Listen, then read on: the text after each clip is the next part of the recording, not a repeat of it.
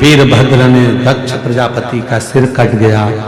सती माता जलकर भस्म हो गई। शिवजी आए, देखा मां सती के शव को, शरीर को उठाया, अपने कंधे पर तांडव रचना प्रारंभ कर दिया भगवान शंकर ने। शिव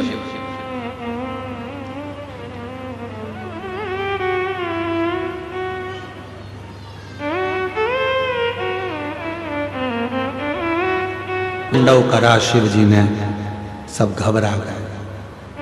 ब्रह्मा जी ने भगवान विष्णु जी को याद किया, प्रभु कृपा करिए, जब तक सती माता का शरीर कंधे पर रहेगा तब तक महादेव का क्रोध शांत नहीं होगा, ये शरीर नीचे गिर जाए, ऐसी कुछ कृपा कर दीजिए।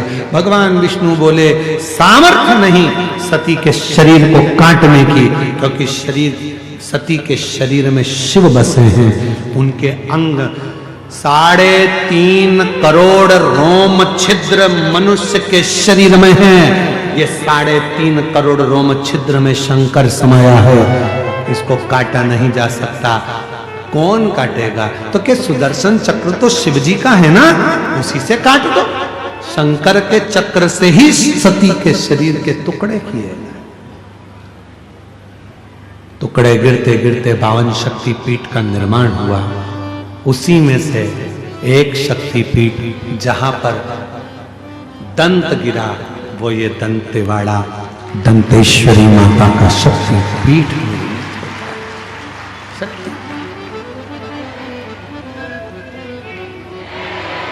दंत गिरा। शिव जी की प्रियता मां सती, आप इतनी संख्या में बैठे हो, अगर परिवार में कोई बुजुर्ग, रिश्तेदार में कोई बुजुर्ग मरा होगा और उसकी अगर राख समेटने के लिए गए होगे तो पूछना उनसे, उसमें सबसे खास चीज क्या उठाना पड़ती है? तो कहा उसमें से सबसे खास चीज अगर उठाना पड़ती है, अगर उसके दांत थे तो उसमें से दांत जरूर चाहिए, विसर्जन कपाल जरूर चाहिए। अस्थियों का जब संचय किया जाता है, अस्थियों को उठाया जाता है, उसमें से दांत अलग से बीने जाते हैं। क्यों? वो प्रीता है।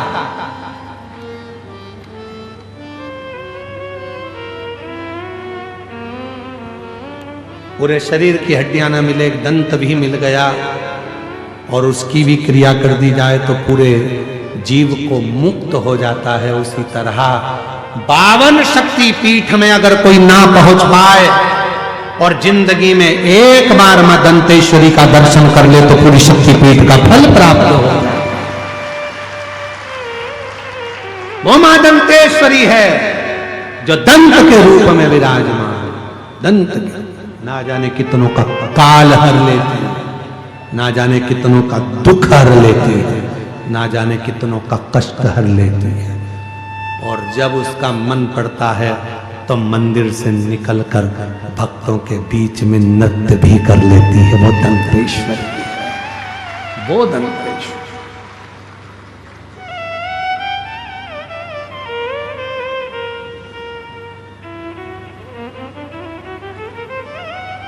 कितने किस्मत वाले हो दंतेवाड़ा वालों, घर जाके नजर उतरवा लेना। तुम माई के गोद में रहते हो और छाती ठोक कर कह सकते हो कि हमारी मां है दंतेश्वरी, जिसकी गोद में हम रहते हैं, जिसकी गोद में रहते हैं। भगवान देवाधिदेव महादेव से एक बार माता पार्वती ने एक प्रश्न किया था, भोले बाबा आप मां सती को याद करते हो, सती से मिलने के लिए कहां जाते हो? शंकर भगवान ने कहा वो बस्तर का क्षेत्र, वो दंतेश्वरी के दांत का स्मरण करने के लिए। और पूरे शरीर की सबसे ज्यादा सुंदरता देने वाली चीज ही क्या है? बोलो बोलो। ये तुम्हारे दांत। पूरे की पूरे पापड़ को भी जब तुम चूर के खाओ तब तुम्हारे मुंह को कौन देखे? कौन देखे? ना मुख में दांत है, ना शरीर में हाथ है। क्या मतलब का? बुधवार के दिन अगर शंकर पर 1 लोटा पानी चढ़ाया जाता है तो जिन लड़कियों का विवाह नहीं हो रहा, जिन बच्चों का विवाह नहीं हो रहा, उन बच्चों के भी विवाह हो जाते हैं। हमारा किसी भी छठ के दिन, चाहे अंधेरी की छठ हो, चाहे उजाले की छठ हो, किसी भी छठ के दिन अगर षडानंद कार्तिकेय जी महाराज का नाम लेकर 6 बेलपत्र और उस 6 बेलपत्र पर 6 दुर्वा, 6 पुष्प, 6 अक्षत के दाने रखकर षडानंद कार्तिकेय बाबा के स्मरण कर कर शिवलिंग की जो जलाधारी है, उस जलाधारी पर जहाँ अशोक सुंदरी का स्थान है, उसी के पास में कार्तिकेय जी का स्थान है। किसी भी छठ पर यदि आप बाबा को वो बेलपत्र, वो दुर्वा, वो पुष्प, वो अक्षत का दाना 6 समर्पित करते हैं, किसी भी छठ के दिन, षष्ठी के दिन स्कंद भगवान का नाम लेकर, स्कंदेश्वर बाबा का नाम लेकर, कार्तिकेय बाबा का नाम लेकर यदि समर्पित करते हैं तो जिंदगी में कितना भी कर्जा हो, वो कर्जा 3 महीने के अंदर समाप्त होता ही। कितना भी कर्जा, साथ में आपका परिश्रम, साथ में आपकी मेहनत और आपकी दृढ़ता। कहे मेरे महादेव को छल प्रिय नहीं, मेरे महादेव को दिखावा प्रिय नहीं, मेरे महादेव को कुछ भी दिखावा नहीं चाहिए, कुछ नहीं, एकदम साधारण है मेरा महादेव। जितने मंदिर जाओगे उतने मंदिर में तो भोग लगेगा, 56 भोग लगेगा, पर मेरे महादेव को तो 56 भोग भी नहीं लगता। मेरे महादेव को 56 भोग की जरूरत भी नहीं पड़ती, वो तो अलमस्त रहता है। तुमने बेलपत्र दे दी, धतूरा दे दिया, जल चढ़ा दिया, उसके पास पहुंच गए, सुख पा गया।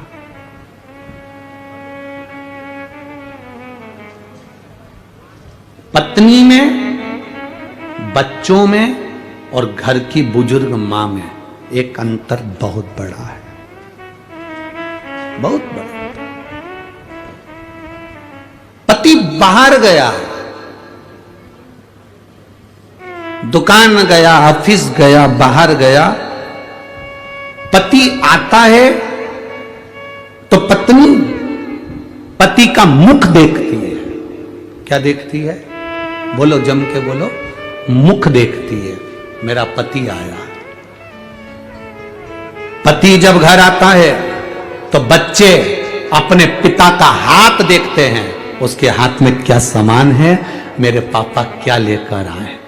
पत्नी पति का मुख देखती है, बच्चे पिता का हाथ देखते हैं और घर की बुजुर्ग मां अपने बेटे का पेट देखती है, मेरा बेटा भूखा तो नहीं। घर की बुजुर्ग मां पेट देखती है। हम दूसरे की बात नहीं कर सकते, पर मेरा महादेव, मेरा शिव, मेरा ओघड़े, मेरा शंकर, जब तुम जल चढ़ाने जाते हो, जल चढ़ाते समय तुम्हारे हाथ को मेरा महादेव पहचान जाता है। कितनी दुखी है, क्या दुख है, क्या तकलीफ है, क्या कष्ट है, मेरा महादेव जान जाता है। इलाज की शुरुआत हाथ से होती है भाई। होम्योपैथिक हो, आयुर्वेदिक हो, चाहे अंग्रेजी हो, सबकी जांच हाथ से चालू होती है। बोलो सही है कि गलत है? बीपी, शुगर, थायराइड, बुखार, सर्दी, खांसी, जो भी जांचना है बीमारी, डॉक्टर भी हाथ पकड़ेगा, आयुर्वेदिक भी हाथ पकड़ेगा, होम्योपैथिक वाला भी हाथ पकड़ेगा। जांच हाथ से चालू होती है। इसलिए आपसे बार बार कहते हैं कि 1 लोटा जल महादेव को चढ़ाने जाओ, क्योंकि ये जांच हाथ से होती है। महादेव जल चढ़ाते समय हाथ देख लेता है, इसको तकलीफ क्या है, इसको कष्ट क्या है, क्या दुख है, इसको वो हाथ से पहचान जाए। कुंदकेश्वर महादेव का ही वर्णन किया गया। जिन बेटों की कोई 30 साल का हो गया, 35 साल का हो गया, 42 साल का हो गया, विवाह नहीं हो रहा, लड़की 35-36 साल की हो गई, 40 वर्ष की हो गई, 27 साल की हो गई, विवाह नहीं हो रहा, बहुत चिंता में हो, बहुत टेंशन में हो, तो शास्त्र कहता है, हमारा शिव महापुराण का कथा वर्णन करती है, हाथ में 2 लोटा जल, 2 लोटे जल लीजिए और दोनों लोटे जल से शंकर भगवान का, जिस लड़का लड़की का विवाह नहीं हो रहा, उसी का हाथ से शिवलिंग पर दोनों लोटा जल आधी आधी मात्रा में चढ़ाइए।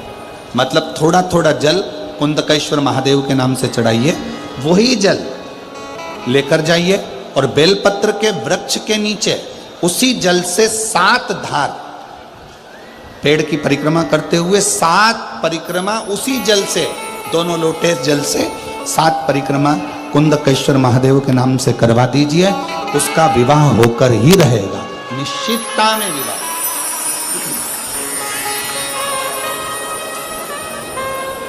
कुछ महीने, ज्यादा से ज्यादा 3 महीने, 3.5 महीने, कि स्कंद भगवान के अगर केवल स्कंद पुराण को भी कोई जीव श्रवण कर लेता है तो मृत्यु, जीते जी भी उसके लिए मार्ग प्रशस्त होकर एक बार वो भगवान का दर्शन भले वो किसी रूप में करे, पर मरने से पहले उसको ऐसा महसूस होता है कि मैं वैकुंठ का दर्शन कर कर आया हूं।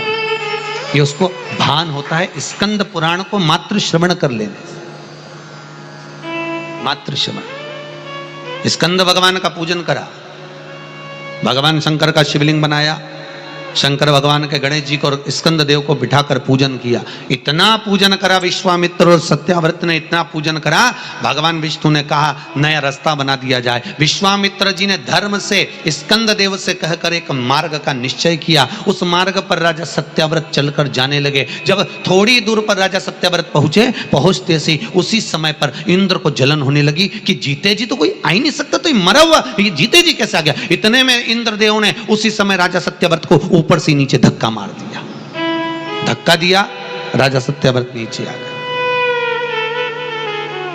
वैकुंठ के मार्ग से धक्का देकर राजा सत्याव्रत को नीचे फेंक दिया। राजा सत्याव्रत ने विश्वामित्र जी से कहा मेरा तप, मेरी साधना और स्कंद देव ने मुझे मार्ग दिया, इसके बाद भी इसने नीचे क्यों फेंका, मैं नहीं जानता, पर तू चिंता मत कर। विश्वामित्र जी ने कहा फिर स्कंद देव की पूजन कर। महाराज एक बेलपत्री एक तुलसी, एक बेलपत्री एक तुलसी, एक बेलपत्री एक तुलसी स्कंद देव को चढ़ाया गया। और जब बेलपत्र और तुलसा चढ़ाया गया, स्कंद देव प्रसन्न हो गए महाराज, और प्रसन्न होकर कहा, भगवान नारायण को याद किया, भगवान विष्णु ने कहा मांगिए क्या चाहिए। स्कंद देव ने कहा एक काम करो, वैकुंठ तो दुनिया जाती है, इनके लिए अलग वैकुंठ का निर्माण करा जाए, अलग से वैकुंठ बनाया जाए। वैकुंठ लोक और मृत्यु लोक के बीच में एक वैकुंठ बना दिया गया और उस वैकुंठ पर मार्ग प्रशस्त करा सत्याव्रत के लिए। जब राजा सत्याव्रत के लिए मार्ग प्रशस्त करा, तब भगवान विश्वामित्र को लगा कि वैकुंठ तो हवा में टंग रहा, कहीं वापिस सत्याव्रत ऊपर चढ़ा और नीचे गिर गया तो करा क्या जाए। तब भगवान विश्वामित्र जी ने उसी समय पर एक बड़ा सा खंबा ले जाकर उस वैकुंठ में लगाया। खंबे को लगाया, सत्याव्रत ऊपर गया। जाने के बाद जैसे सत्याव्रत ने प्रणाम करा, प्रणाम करते ही वैकुंठ का दर्शन करते ही एक अश्रु उस खंबे पर गिरा। उस खंबे पर गिरते ही वो अश्रु के खंबा स्पर्श होने से नारियल का वृक्ष प्रकट हो गया। भगवान उसी समय माता पार्वती ने कहा, स्कंद देव भले लोग गणेश जी का पूजन करे, प्रथम गिनती में गिने, पर तू हर कलश के ऊपर तू ही विराजमान मिलेगा। और स्कंद देव उस नारियल के रूप में विराजमान हो गए महाराज। उसके लिए वैकुंठ का रास्ता दूसरा बना दिया जाएगा और वो जीते जी वैकुंठ जीते जी। मेरा ये काम नहीं हो रहा, मेरे पास में इतना नहीं है, मेरा बहुत व्यापार कर रहे हैं पर आ ही नहीं रहा, धन कहीं से नहीं आ रहा, बहुत टेंशन में जीवन चल रहा है। तब 7 बेलपत्र लेना है। कितनी बेलपत्र लेना है? 7 बेलपत्र में से सबसे पहली बेलपत्र, घर से जब चलो तो घर के पास में जो घर के अंदर रसोई घर में मटका होता है, क्या बोलते हैं यहाँ पर, हंडा, मटका, गगरा, घड़ा, जिसमें तुम पानी भरते हो, टंकी, बाल्टी, जो भी होता है रसोई घर में जो पानी भरते हो पीने के, हंडे में, बॉटल, उसमें टंकी में, जिसमें भी तुम भर के रखते हो, एक बेलपत्र उस हंडे के पास में, मटके के पास में वहां रखना है। घर से उसी मटके में से पानी लेना है, उसी हंडे में से एक लोटा जल लेना है, उसको लेकर जाना है। एक बेलपत्र वहां रख दी, बची कितनी?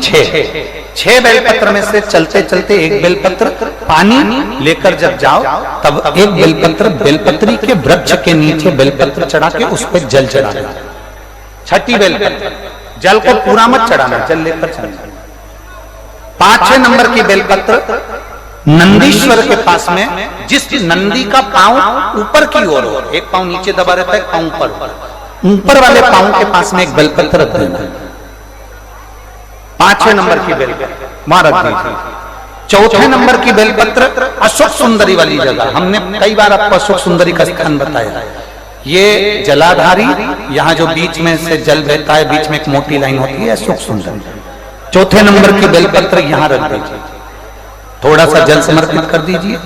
तीसरे नंबर की बेलपत्र यहाँ बैठकर जल चढ़ा रहे हो तो यहाँ रखो, यहाँ बैठकर जल चढ़ा रहे हो तो यहाँ रखो, यहाँ बैठकर चढ़ा रहे हो तो यहाँ रखो। मतलब पार्वती जी का जो हस्त कमल है उस पर रखना और उस पर जल चढ़ाना। तीसरे नंबर में। दूसरे नंबर की बेलपत्र शंकर भगवान का जो शिवलिंग है उसके ऊपर बेलपत्र को रखना है। बेलपत्र की जो डंडी है, आप बैठे हो वहां पत्ती का मुंह होना चाहिए, डंडी का मुंह तुम्हारे ठीक बैठे। बेलपत्र यहां रखें। दूसरे नंबर जल चढ़ाएं। एक बेलपत्र जो 7वें नंबर की है, उस बेलपत्र को जो जलाधारी है जल चढ़ाने वाली, उस जलाधारी का स्पर्श कराएं और उस बेलपत्र को वापस लेकर उसमें से थोड़ा सा जल उस जलाधारी में डाल दें। उस बेलपत्र को जो 7वें नंबर की बेलपत्र है उसका स्पर्श केवल जलाधारी को कर बाबा से विनती कर उस बेलपत्र को किसी भी दिन आप अपने घर में लाकर रख लो। 7 बेलपत्र का उपाय, 7 बेलपत्र का उपाय शिव जी का एक आनंद फल प्रदान करना।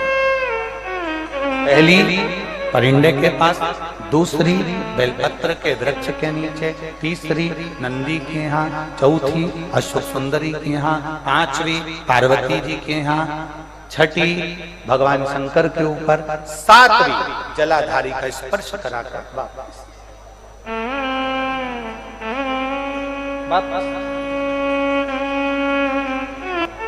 जल कितनी जगह चढ़ेगा? केवल 5 जगह पर। एक बेलपत्री के पेड़ के नीचे, दूसरा सुख सुंदरी की जगह, तीसरा पार्वती जी की जगह, चौथा शिवलिंग के ऊपर और 5वां जो जलाधारी है ऊपर, उस 5 जगह पर एक ही लोटे में से थोड़ा थोड़ा जल वहां चढ़े और बाबा से विनती करना है आपको, बाबा मेरा ये दुख है आप मिटा दें, बाबा मेरा ये कष्ट है समाप्त करना। बाबा कोई तुमसे कहे कि घर में शिवलिंग नहीं रखना, समझ लेना वो मूर्ख बना रहा है। घर में शिवलिंग होना चाहिए।